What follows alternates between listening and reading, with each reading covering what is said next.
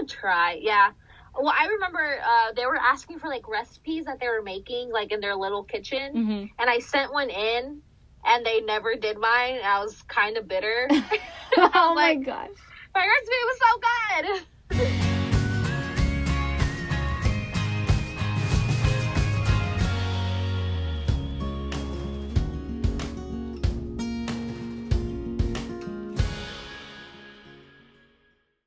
Hello, hello. Hello, and welcome to Morning Coffee.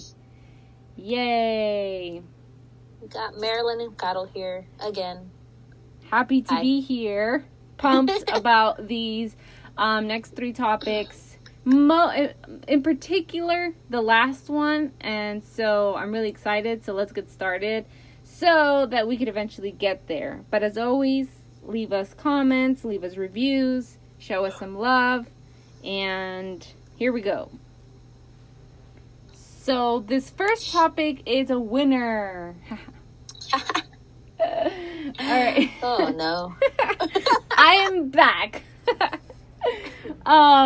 Okay, so our first topic is the Olympics. So pretty cool. Do you have the history on it? Kinda, yeah. I don't know how in depth yours is, but I got something. All right, we'll bounce off of each other.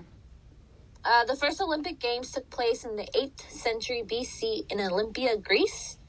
And then in ancient Greece, the Olympic Games were a religious celebration in honor of Zeus, who, you know, the big dog among the gods. We talked about him before. Yep. But then there was an emperor, Theodosius? I don't know how to pronounce his name. Let's just go with Emperor Theo. Sorry. There you go. That's a good one. He put a ban on all pagan festivals, and so then the Olympics were out. Mm-hmm. And on that note about so the games were held in Olympia, which was a rural sanctuary site. But Olympia the sanctuary site was named after the highest mountain in mainland Greece. So it's kind of like this name after this name. So it's just Olympics comes from all of that, from the mountain to the place to the name of the games. Yes. And then after a while, the Olympics came back, and they were held in oh man, I lost the date. 1896, not 19. In Greece again. The first modern Olympics. Athens, Greece. Yep. And, you know, I really, really, really, really want to say this guy's name, but I'm going to butcher it. So there is all you need to know is that there's a man with a pretty interesting name that was responsible for the rebirth. He was a Frenchman, and again, his initials are BP Desi. Here, I got it. Okay, go. Baron Pierre de Coubertin. There you go. We'll go for that. All right. I'm sorry, everybody who speaks French. Are probably like, she just butchered that name completely. Hey, it was better than what I was gonna do. So, now the idea of the Olympic torch or the Olympic flame was first inaugurated in the 1928 Olympic Games in Amsterdam. So, I think I always like to bring this up when it comes to dates. I think sometimes in my mind, you know, because again, like the Olympic Games go so far back, and then just when some concepts or how we tend to modernize them, and sometimes when we talk about modernization, we think of like 20th century and all of that, But I mean, 1928, you know, where that's nothing compared to 776 BC, like, you know what I mean? Like, you know, where it initiates so far back, and then over the course of time, then you get, you know, the idea of the torch and all of that. So, I don't know, I think it's pretty cool. Yeah, but, that, Baron Pierre, Pierre, he kind of designed, he did design the 5 rings as the Olympic symbol. And so those rings represent the 5 inhabited continents of the world. Did I say 5? Yeah, no. Yeah, it is 5. Yeah. It's 5, but then they have 6 colors. Yes, that stand out. And those colors are blue, yellow, black, green, red, and white. And so those were all chosen because every nation's flag contains at least one of those colors. Yeah, so this, I don't know if you just heard that into you, it just kind of like over your head. But when I read this, I was mind blown. 100% mind blown. Because then I started thinking about like every all like, the flags. yes, I was like, wait, for real? That's so true. So it, again, I feel like sometimes I make myself seem not the sharpest tool in the shed, but it's true. Like, there's some stuff that you just kind of accept them because it's just how things have been. Kind of like when we were talking about when we did the zippers episode, right? You know, it's just something you just assume works the way it does, but it has interesting history, or its functionalities come from a very interesting background. So same with this, like the rings, like some things seem so simple, yet they're so well thought out. You know? Yeah. That's crazy. I don't think I would have ever thought of that for like, it's like, yeah, like you said, it's so simple, but there's such like meaning behind it. And it's like, oh, wow. And it makes so much, and it makes so much sense because of course, like, especially now that so many countries compete, and that's like one of the best ways to really make it like a full circle, or really kind of just cover a lot of ground and kind of represent so many countries and so many people with the use of colors. Yeah. I do want to add just one quick fact about like the original Olympics, and that was that all the competitors competed completely naked. I did read that, but I was like, kind of weird. Yeah. But didn't they say like women weren't allowed to watch their the men's like categories, or I don't know what it's called, but we'll call them categories. But that was one of the reasons why, because of that. And then it also talked about how they obviously didn't care about sponsorship and everything because, well, they weren't wearing anything. They were naked. Exactly. Let's see. I did see this, that there's this myth that the ancient Olympic victors would receive only a wreath of olive leaves, like as a prize. So the reality of it is that they did receive the olive wreath as a prize, but it wasn't just that.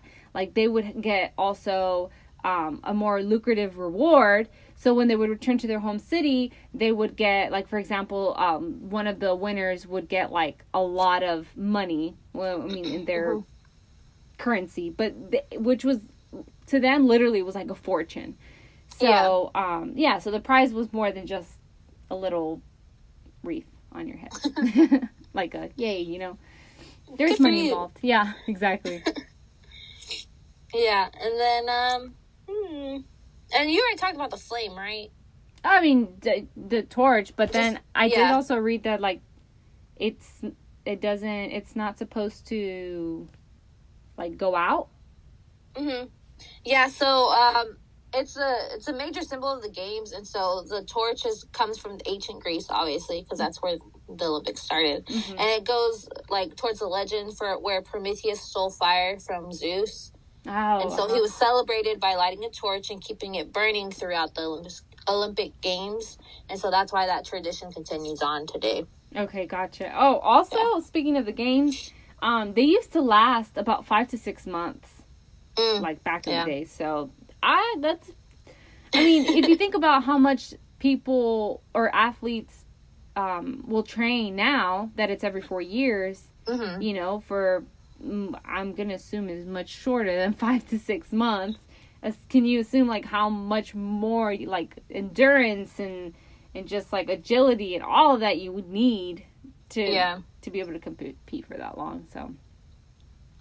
Another thing is from 1924 to 1992, which is a good chunk of years. The Winter and the Summer Olympics took place in the same year, but now they're on separate cycles, so they'll alternate every 2 years. And I actually wasn't aware of the Winter Olympics. No, I mean I knew about it probably when I was. I want to say like maybe 14, 15. I found out that there was a Winter Olympics you know? Yeah. And also, fun fact, my family and I, we're not involved at all with the Olympics. Like, that's just not something, no, not at all. Until Michael Phelps.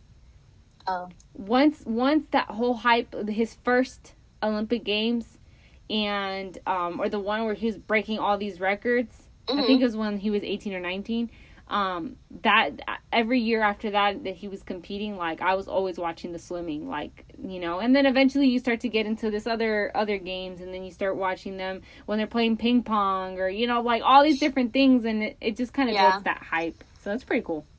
Yeah, I never really, I mean, I watched it because it was on, obviously, they were on, like, all channels, but I always try to watch gymnastics. Oh, yes, that's a huge one, too, yes. And it was just so entertaining. Yeah, but it was also so, like, nerve-wracking, or at least that I'm like that. I can't watch, like, suspenseful stuff, or, I mean, obviously that's not the whole point of it, to, you know, but it's just everything's so quiet, or the way they set up the scene, the close-ups, and you're just like, oh my gosh, it's, I don't know, it's insane.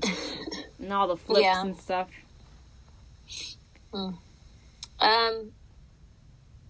And then there's only been a total of 4 times that the Olympics were canceled. I think this year they moved them back, right?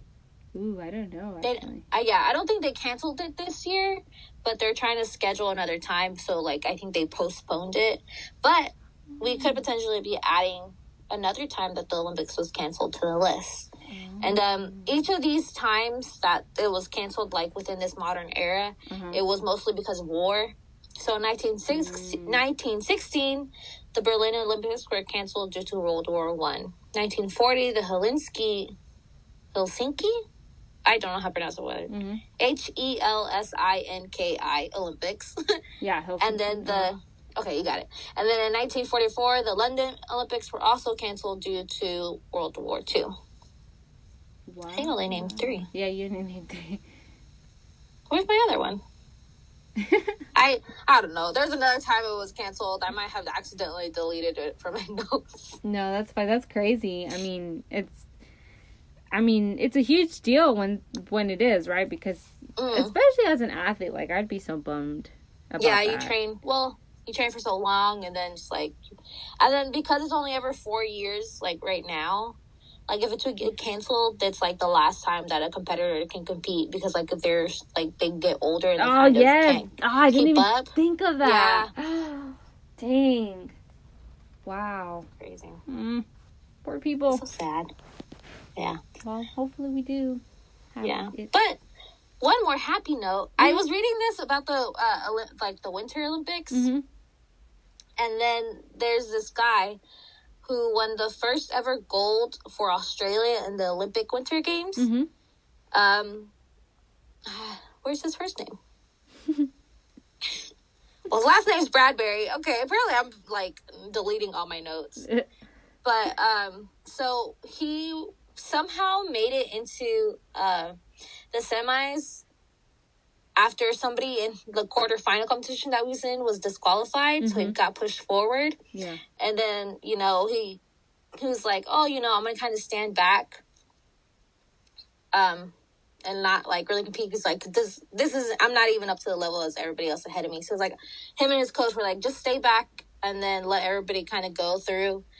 And so he did that for most of the race. And then on his, like, the last lap, right before getting to the, like, the finish line, 2 of the people ahead of him fell over, and then another person was disqualified as well. So he pushed through and won first place. What? Yeah. Oh my gosh. Wow. Isn't that so cool? Yeah. He was like, he went into that race like, I'm here, I made it. And then there goes the gold. Yeah. The gold medal. Nice. That's awesome. I think that's all I had for it. I don't know if there's anything else. No, I think that's it. All right. We'll end it with that good uplifting story of Australia's first Winter Olympic gold medal. Absolutely. And one of these things that all these athletes need in order to succeed are their vitamins. Or as Some other people say vitamins. All right, so that is our next topic. Vitamins. So, there are 13 essential vitamins. You have A, B, C, D, E, and K. Yeah. With 8 vitamins in the B complex. And in the B complex meaning like B12 and B, that's the main one I know. So B, all of these other stuff. And many minerals the body requires for optimal health. Right? So, one of the things that I noticed very early on in like doing my research is that there's a very distinctive, I'm going to bring this up because it's something that our body needs, but there's a great distinctiveness between our vitamins and our minerals, right? Yeah. There's two categories.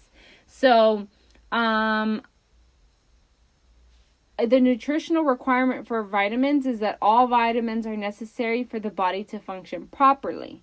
Now, for the minerals, not all minerals are required for nutrition. So, I know that sounds a little bit confusing, but it's, let me see if I can find an example. So, vitamins are made by living things while minerals are found in the earth. And to give you an idea of what I'm talking about, I don't even think I wrote this down, but do you have some of the minerals that it's like what potassium and iron and copper? And, is it Copper? Maybe not. Scratch that. No, but you know what I mean. Talking about like the potassium and the iron, and I'm not gonna name the other ones because I clearly did not write those down. But those are the main 2 that I know. Yeah. No, I don't really have much on minerals. I kind of stuck straight to vitamins. Oh, that's fine. So I'm letting you take over the minerals part. Okay. Sounds good. But you can add to the vitamins. Just that there's 2 types of vitamins. So you have your fat soluble and then water soluble. But are you still going on about minerals? Because I don't want to step on your toes. No. Keep going, and then I'll come back if I. Okay. Okay. So when you eat foods that contain fat-soluble vitamins, those vitamins are stored in your fat tissues in your body and in your liver. And then you kind of, when your body needs them, that's when your body fat will kind of like give them to you. But then you have your water-soluble ones that are kind of different in the way that they're like let go. So when you eat foods, you have water soluble vitamins, and those vitamins don't get stored in your body. Instead, they travel through your bloodstream, and you end up peeing it out. So whatever you don't use, yeah. So I'm assuming those would be a little bit more effective, in the sense of like, because they're not stored, they get consumed through your bloodstream and then out, and then like you're done, or it's not. I guess it's kind of, you just use up what you need, and that's kind of why I had to keep taking them in. Okay, gotcha. You know what I mean? Yeah. Okay. But the main ones that you're talking about, your A, D, your A, D, E, and K are all fat soluble, and then the ones that, like we were saying, that need to be replaced because you pee them out eventually, or you only use a certain amount when you eat it, are your B vitamins. And then, just your B vitamins. Because Because B has a lot of, like, the... Yeah. Those subclasses. Yeah. Yeah, so it's your C and B vitamins, obviously, because those are the only ones I didn't name as fat-soluble ones. That was my bad. So it's your C... Your B and C vitamins that are water soluble and need to be replaced, like at a higher, like I guess at a faster rate. I don't want to say that, and then tell anybody wrong. Again, we're not doctors, or people. But and then your other ones, which are fat soluble, you replace them like once your body has used up what it's stored. Right. Okay. Let me just quickly clarify before I move on to the next thing. So yes, the example of necessary minerals include calcium, chromium, copper, iodine, iron, magnesium, manganese, phosphorus, potassium, sulfur, sodium, and zinc. I knew I wasn't going crazy. So minerals sounds familiar. Minerals and trace elements are mainly found in like meat, cereals, fish, milk, and like dairy foods, vegetables, dried fruit, and nuts. Which, I mean, we all eat one of those things. So hopefully, yeah, exactly. But anyway, okay, I'm good. Got that clarified. To be honest, I did not know about copper. Those other ones sound familiar, but copper is kind of like out there. Yeah, that's why even when I said it, I mean, because I knew I had read it, but even when I said it out loud, I was like, yeah. Now I'm doubting myself. But I got backup. You got it. You figured it out. Mm-hmm. Now, okay. There are 6 categories that I saw. Okay, I guess the way I approached it was like the vitamin, like itself, like the physical vitamin, rather than like what it does for you. Oh, I did the what it does for you. Exactly. And I like that because now our listeners get both. So there's 6 categories of the nutrients used in manufacturing of these vitamin supplements, right? So you have the natural source. So when a vitamin is, and this is good to know, when a vitamin is marked natural, it only actually has to include 10% of actual natural plant-derived ingredients. The other 90% can be synthetic. So if your vitamin bottle says that it's natural, I mean, it may be 100%, but the requirement for them to actually use the word natural is really only 10%. So that's also something to note when you see that. So the first one is natural source. The second one is nature identical synthetic. So this is also this is created in a lab, but they're identical to like nature, like the components. It's made up exactly as if it were like natural or nature. You know what I mean? It's just the chemical structure. Exactly. Thank you. Now, then the third one is strictly synthetic. So in a lab, and yes, the component is it's different, but that is meaning in like the shape of your vitamin. Oh, why do I feel like I'm yelling? I'm so sorry, guys. I just caught myself. Okay. You're just very passionate about vitamins and chemical structure and organic chemistry. Okay, I never was. well, I guess I preferred chemistry over physics. So. Okay, so correction, not organic chemistry, depending on what's in this. So I might be wrong, but our chemistry. True. So this is, you know how every time you take a pill, oh my gosh, every time you take a vitamin, it'll have a different shape, and that's also because it'll make a difference on how your body will break it down. So that strictly synthetic is in the lab, but it's also based off of like the shape of what your supplement is going to be. So like my Flintstone gummies? Yep, exactly. It's how you're like the good enzymes and all of that. Well, mine were never gummies. My mom always got us the hard ones, the ones you had to actually chew. Ugh, I hate the chewable vitamins. Those are the worst. I would break it down with my saliva until I could. Ew, that's the worst. I would straight up just swallow it. I'd be like, nope. Nuh-uh. Oh my goodness. It'll find its way to break down in there. That's crazy. The fourth one is food cultured. Now, these next 3 that I'm going to mention, I think get a little complicated. I think you really have to be a little bit more, like, have more background. But I'm going to mention it just, like, very quickly. The food cultured is, like, it involves the same process behind, like, cultured foods like yogurt, miso, and some other stuff. And then you have food-based, which is like enzymatically reacting synthetic and natural vitamins.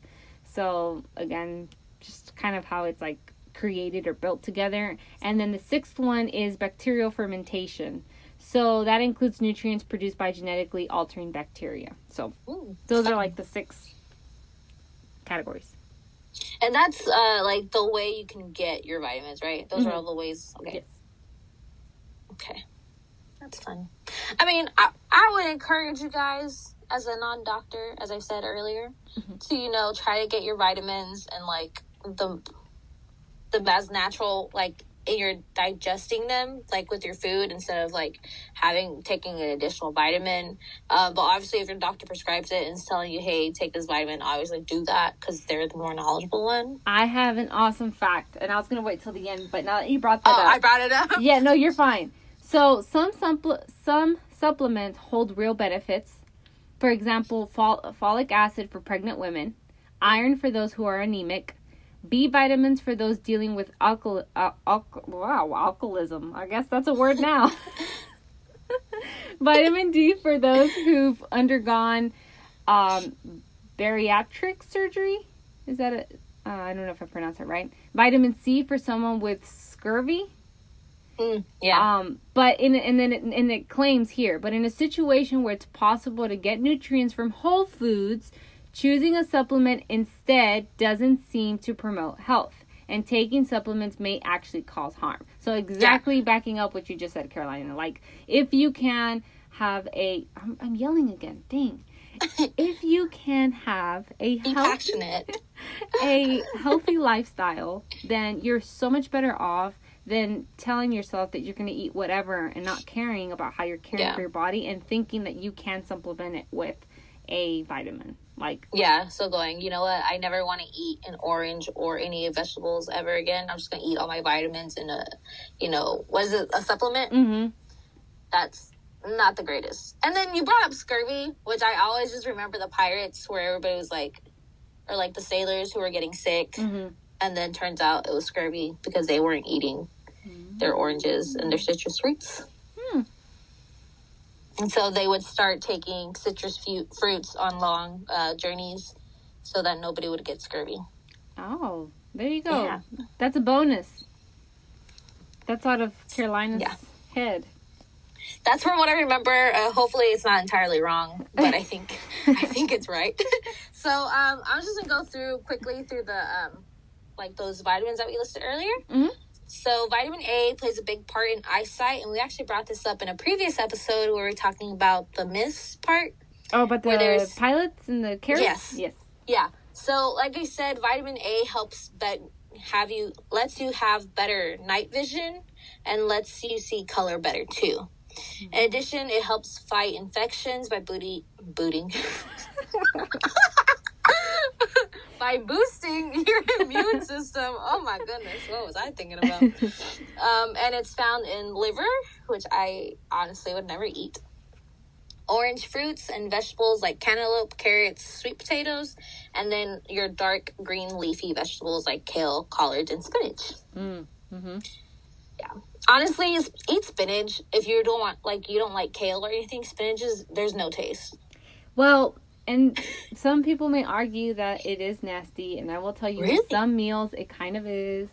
I love spinach. But if you really want the benefits, but there's just no way that you would just chew on it, put it in your smoothie. If you're a smoothie person, put it in there. I promise you it's not going to make your smoothie disgusting, but you're getting all those nutrients. Benefits. Yes, exactly. So do it. Just buy it. So I know some people also get concerned because they buy it naturally and it can be pretty pricey, and then it goes bad and you feel like you're throwing that away. You can freeze spinach. I freeze my spinach, and then literally if it breaks, you're just throwing it in your smoothie. It's not so do that. Yeah, there's a great blueberry banana spinach recipe, smoothie recipe. Sounds good, real delicious. Oh, next vitamin. Yeah, we should. Wait, no, go. Sorry.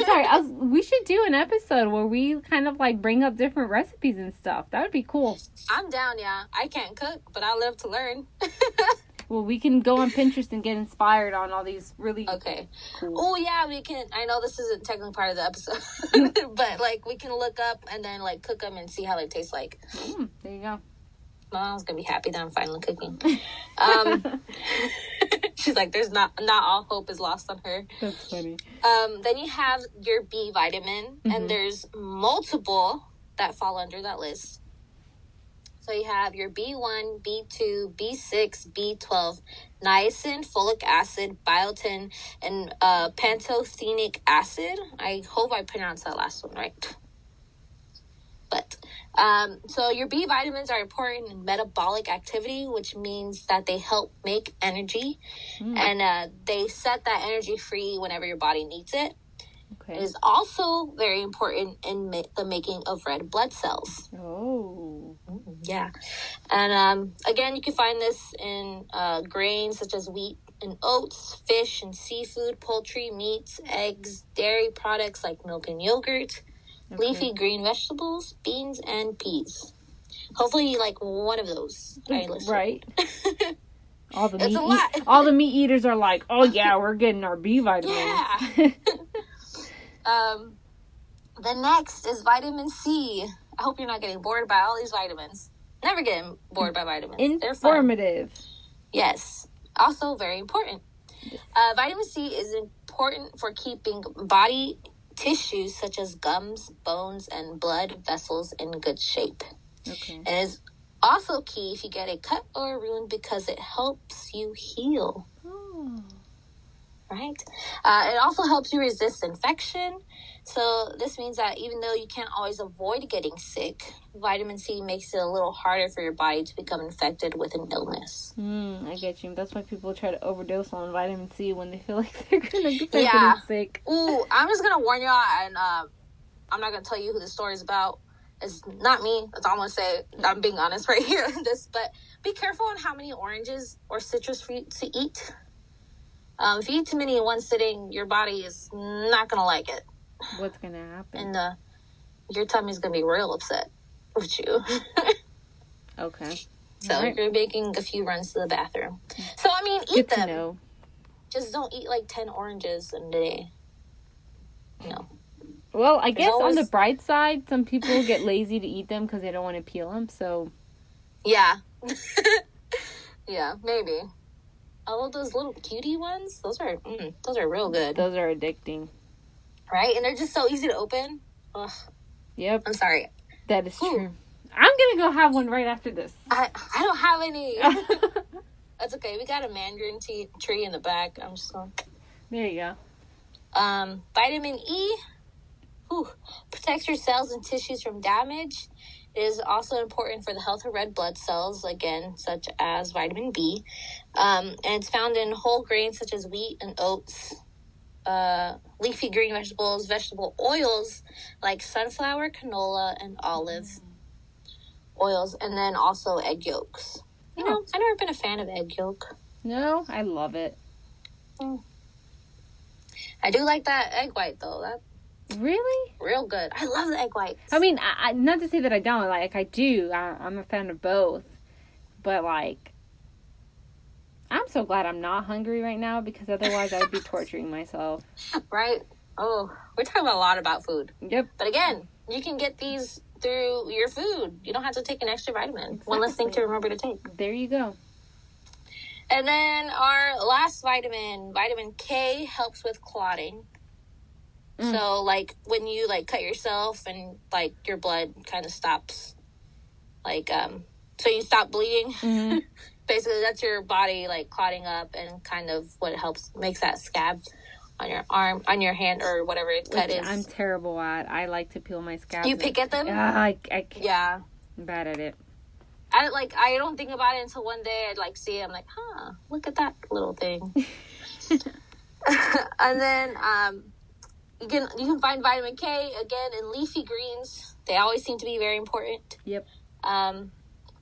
Dairy products like milk and yogurt, broccoli, and soybean oil. Oh. I don't think I've ever had that. Soybean oil? Me either. I've heard of it, but I don't know what it is. Honestly, I don't know. Again, like I said, I don't cook. Oh, I do have a fun fact. So... Ready. Full-scale vitamin production started during the 1930s with widespread distribution after World War II. So now about a third of Americans use vitamin supplements. But that's again, a lot. Yeah, it is. It is. So eat your veggies.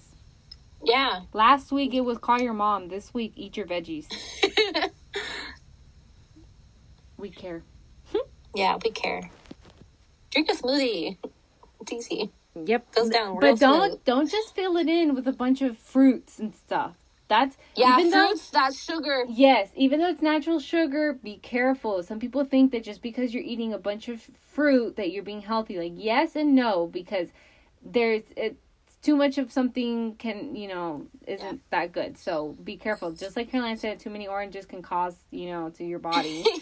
Same thing when you spend all day eating a bunch of fruits, like mix it in with your vegetables, because your vegetables they honestly sometimes have better. I know that they're not as appealing, but still, they're really good for you. Yeah.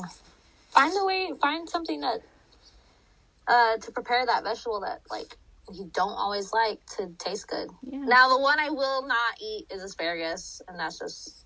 Oh, I love it when it's like disgusting. In the oven with some salt and pepper. Nope. What I can't do is Brussels sprouts. Yeah, I can't do that either. Yeah. But anyway, did you have anything else on that one? I don't think so. Okay, let's move on to... Yes, I'm excited about this one. So... get your kids to eat your vegetables. Nice. All right. I'm trying. So, this one, as much as I would like to say that we got a lot of, research for you, this one's more on, I'm just so excited to talk about each one of them individually that, if you want to go and, actually get facts and stuff, be my guest. But we're not providing that for you. Well, kind of, but not really. So this is just for us to reminisce in our childhood. Yes. Okay. So, we're talking about PBS Kids. .org. So. Not essentially .org. I had to add that. So if you had cable, then maybe this is not something that you were fully emotionally invested in, but we didn't. Well, we did for a time period, which my parents took it off because I would constantly watch SpongeBob and I would not do my homework. And then it just kind of made sense, okay, our kids are obviously not doing what they're supposed to do and it's expensive, or it doesn't fit the bill. Yeah. So they went with it. Obviously as a kid you do want to watch TV sometimes, so I would watch PBS Kids. Yeah. PBS Kids, man. Okay. So, I guess go back to the beginning? Yeah. Okay. So, PBS Kids was established as part of PBS's Ready to Learn initiative, which is a project that was intended to, provide the access of early childhood education, programming to underprivileged children. Yep. And PBS stands for Public Broadcasting Service. Now, the PBS Kids, I don't want to call it, it's not a spin-off, but the creation of PBS Kids initiative or programming started in July 11th, 1994. Which makes so much sense that this is so near and dear to me because it's literally I grew up with it. Yeah. Now, and I don't know, again, unless you're fully aware of it, if you watched it, you know exactly where we're going with this. So PBS Kids Go, that was a thing at some point. This PBS Kids Go. Now, I will tell you, even reading through the history, it got a little confusing. Because I feel like it was canceled and they added new programs, it got renamed and all of that. Yeah. So PBS Kids Go was a programming block that was targeted for older children, and that was launched in 2004. Now, I read that it was then shut down in September of 2005, so about a year. But if you look at other places, then it shows that it was actually canceled in 2013. So I'm thinking because of the new channel that was created, that was being developed, they kind of just ran through and considered it from 2004 to 2013. Mm-hmm. But PBS Kids Go specifically was about a year. And then it said that PBS relaunched PBS Kids in January of 2017. So there had to have been a lot of rebranding, networking, programming done to where it just kind of changed up. Of course, as a viewer, I think it may have not been as obvious, because you're still going your station, your local station would decide what kind of shows it would post or it would air. So some people didn't like really notice that there was all these changes happening. So I actually have a list of, I want to say all, but it could be most of the shows that PBS Kids had in the past and currently. So I'm going to actually like share with you some of the ones that as I was reading through the list, I was like, all right, yes, like childhood for sure. So the first one is Reading Rainbow. That one, to be honest with you, I think the best part was the intro, and then the song. Yes. Yeah. Like that's the most. I don't even remember what the guy did, like, or what it was like. What the whole setup was. I know he would read or something, and maybe I'm taking that off of the fact that it says Reading Rainbow. It's Reading Rainbow. But the intro was awesome. Yeah, that was an amazing song. Yes. That was top notch. Yeah, but I don't think I like remember like seeing it. I just remember seeing the intro. Okay, gotcha. That makes sense. Yeah. The next one is Barney and Friends. So my siblings make fun of me because apparently I really like to watch Barney and Friends, and they disliked it. But of course, I was the youngest one at the time, so I would make a fit if like they changed the channel. So I forced them to watch Barney with me. I remember it. You didn't watch Barney? I don't think I was obsessed with it. I think I just left it on because I knew something else was going to come on. Obviously, again, I didn't have cable, so I couldn't really watch anything else. Yeah. So it was there. So my siblings tell me that I really liked Barney. I don't remember being obsessed with it. What I do remember being obsessed with was Teletubbies, and that I would watch a lot. Yeah. So I don't know what it was about it. I honestly, like, I've gone back in the past in college to see my roommate and I watched a YouTube video of Teletubbies that when they're going, they get their custard. Mm-hmm. And there's nothing absolutely amazing about that show. I don't even think I learned anything, but there is something about it that I remember. Like I don't know. It's just interesting seeing these giant colored things. They're not even bears. Yeah. You don't even know what they are, but I don't know. All I can remember is that baby whose face was in the sun. In the sun, yeah. Yeah. Which was like the weirdest thing. I know, right? A weird combo. Yeah, I don't know. Just that pitch meeting. The other one was Zaboomafoo. I love that show. That was like the best show ever. I think, in my personal opinion. To be honest, like, I think the Kratt brothers they're awesome. Mm-hmm. They're very good at what they do. Yeah. So that was cool. The next one was Zoom.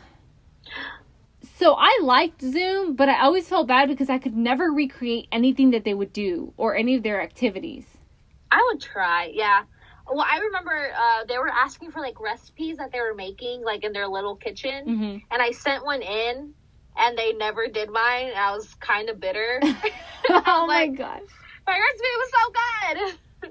That's funny. But yeah. Oh man. The next one is Dragon Tales. That was a good show. And I think I started watching like a YouTube video on it where it kind of breaks it down for you.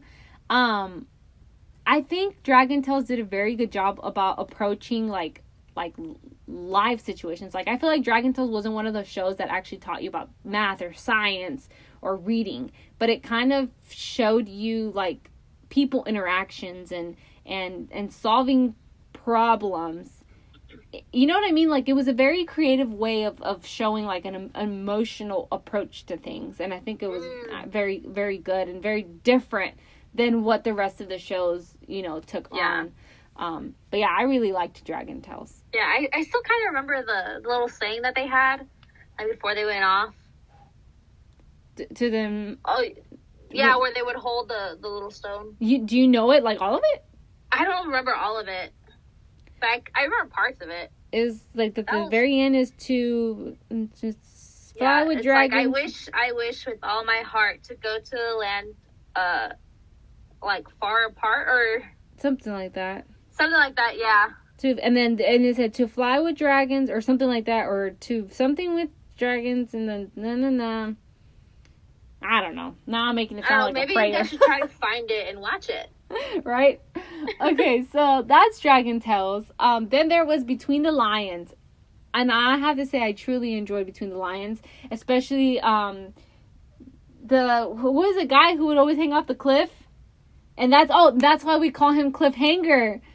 Oh, yeah. See, I wasn't that into Between the Lions. So. Okay, so, but the thing is, like, once I got older, I realized, like, it's so, okay, as a kid, you think, okay, he's falling off a cliff, and so that's why they call him Cliffhanger. But remember, in shows and episodes, you know how there's those cliffhangers? So every time that the episode would go, it would finish, and he would be on the cliff again.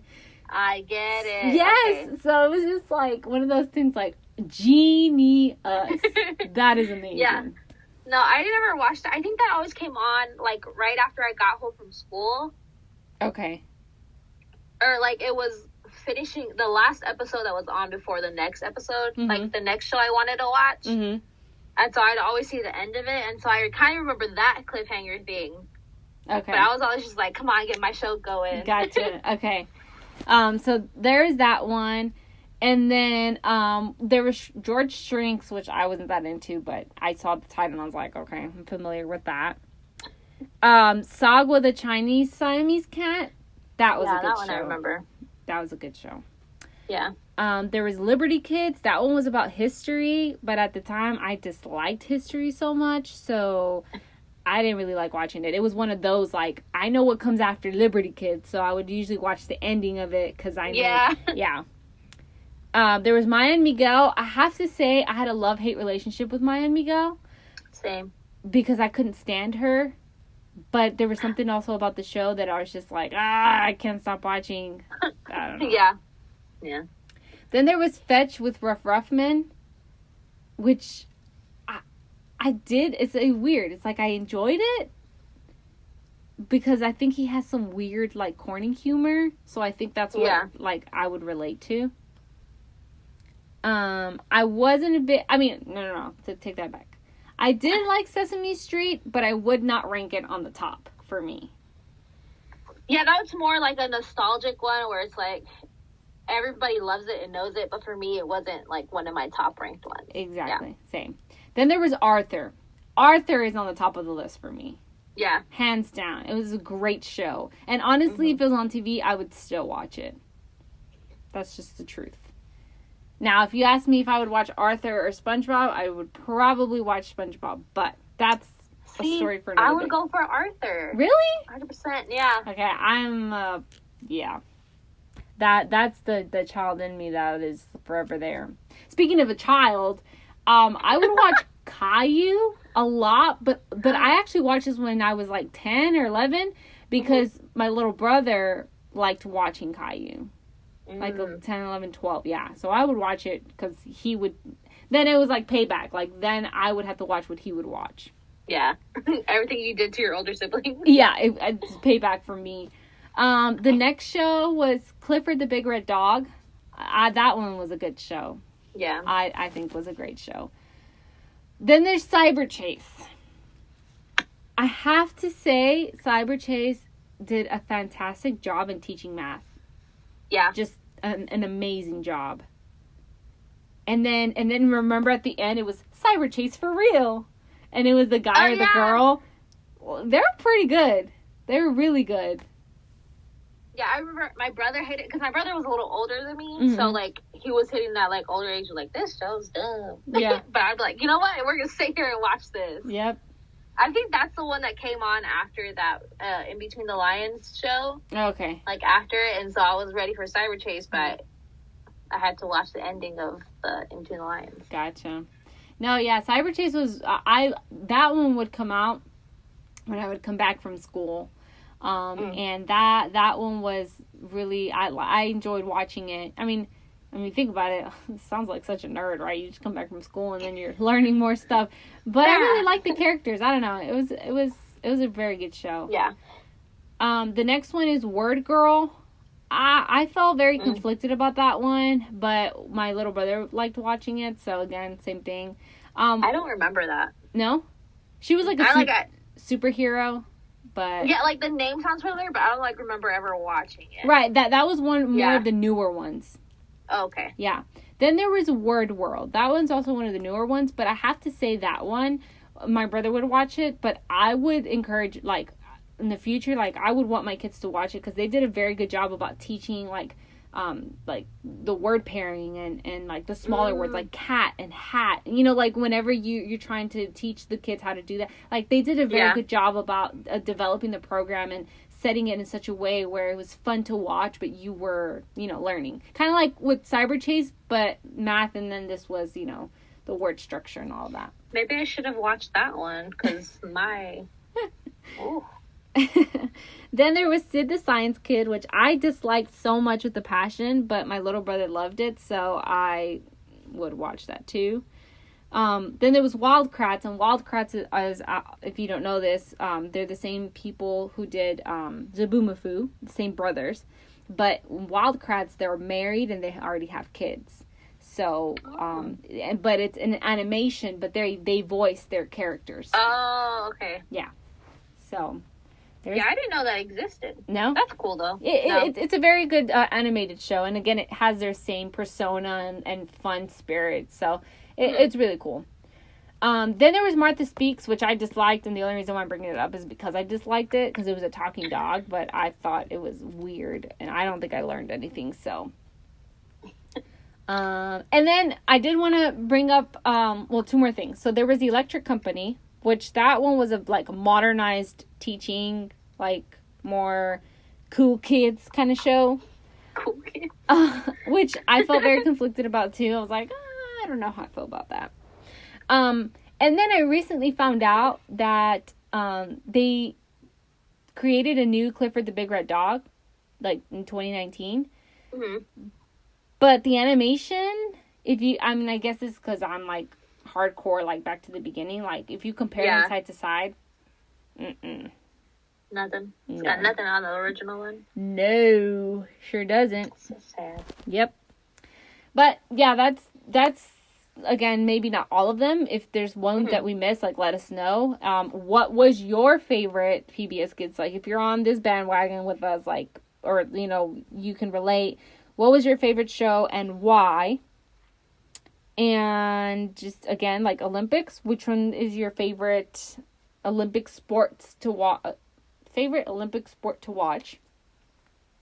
And what do we talk about after that? Vitamins. Share nice, healthy